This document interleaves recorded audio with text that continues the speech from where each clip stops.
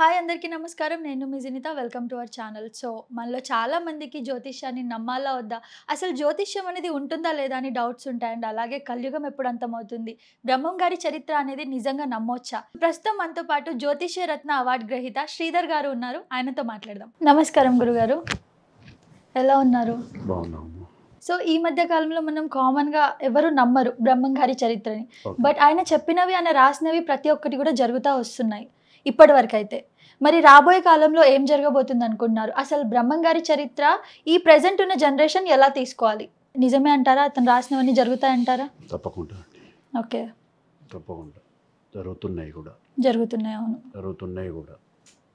ఆయన ముందు ఏమేం జరుగుతాయో కాలజ్ఞానంలో తెలుసుకొని ఒక రకంగా చెప్పాలంటే శివునికి స్వరూపం అంటారు ఆయన. అవును. ఒక రకంగా చెప్పాలంటే వాళ్ళ శిష్యుడు సిద్ధప్ప కూడా నందికి స్వరూపం అంటారు. అవును. కాబట్టి అతను కాలజ్ఞానం కోసమే పుట్టాడు, కాలజ్ఞానం కోసమే అది చేశాడు. కాబట్టి ఆయన ప్రతి అక్షరం కూడా ఆయన చెప్పినట్టే జరుగుతుంది. కాకపోతే ఏంటంటే దాన్ని తప్పించడం అనేది ఎవరి వల్ల కాదు. ఓకే. ఎందుకంటే మనకు 4 యుగాలు ఉండేటి. త్రేతాయుగం, కృతయుగం, ద్వాపర యుగం, కలియుగం. అవును. కలియుగానికి వచ్చేసరికి దేవుళ్ళు, చిన్న ఎగ్జాంపుల్ చెప్తానండి. మా తాతల కాలంలో ఉమ్మడి కుటుంబాలు ఉండేవి. అవును. చాలా అన్యోన్యంగా ఉండేవాళ్ళు. అవును.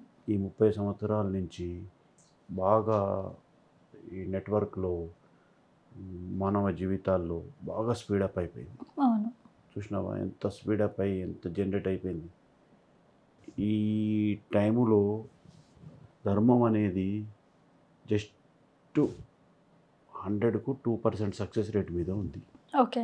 2%, 1.5%. ఒక రకంగా చెప్పాలంటే 1.5% వీనే ఉంది. ఈ 1.5% మీద ఈ ధర్మాన్ని మిగతా 99% అధర్మమే జయిస్తుంది. అవును. అలాంటి టైంలో దేవుళ్ళు కూడా చేతులు ఎత్తేసారు. కలిపురుషునికి అప్పచెప్పేసి దేవుళ్ళు కూడా ఇక ఇది కలియుగం అంతానికి వచ్చేసింది. ఓకే. వాళ్ళకి ఏంటంటే వాళ్ళకు ఒక యుగం ఉన్నావా. ఇప్పుడు 4 యుగాల నుంచి ఈ ఈ ఫీల్డ్లో ఉంటున్నారు అంటే ఒక యుగానికి మన లెక్కన ప్రకారం అయితే 10 సంవత్సరాలు విన్నావా, జనరల్గా చెప్తుంటాం. అవును. అయితే ఇప్పుడు ఇప్పుడు ఈ 4 యుగాల నుంచి ఎక్కువ అధర్మమే నడుస్తుంది. కాబట్టి జనరల్గా చేతికి చెప్పేసి కలి పురుషునికి మొత్తానికి హ్యాండ్ ఓవర్ చేసేసి పాప పుణ్య అన్నీ కూడా హ్యాండ్ ఓవర్ చేసేసి వాళ్ళు సైలెన్స్ అయిపోయారు.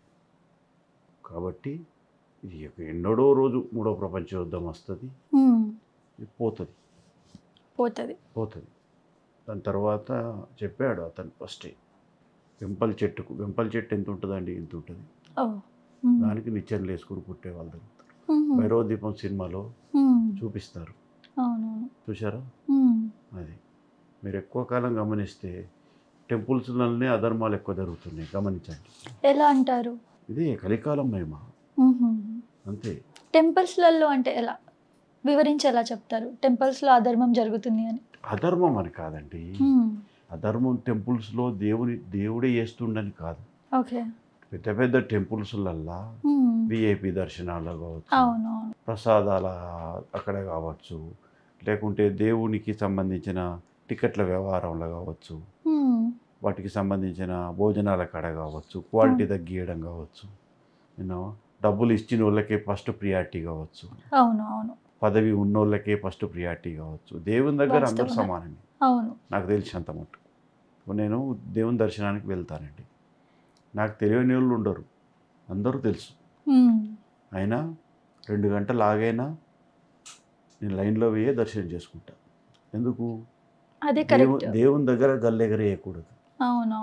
అది కాబట్టి నేను అంత అయ్యగారులు, చాలామంది అయ్యగారులు మనకు తెలిసిన వాళ్ళే ఉంటారు మ్యాక్సిమం. రండి స్వామి, మీరు ఇలా రండి, అలా రండి, లోపలికి వెళ్ళండి, అది ఇదని చెప్పి అంటారు. నేను వెళ్ళను. నేను వచ్చిన కామన్ దారిలో వెళ్ళిపోతా. హుహు. అట్లా చాలామంది ఆ విధంగా చేస్తే బాగుంటుందని నా అభిప్రాయం. ఓకే.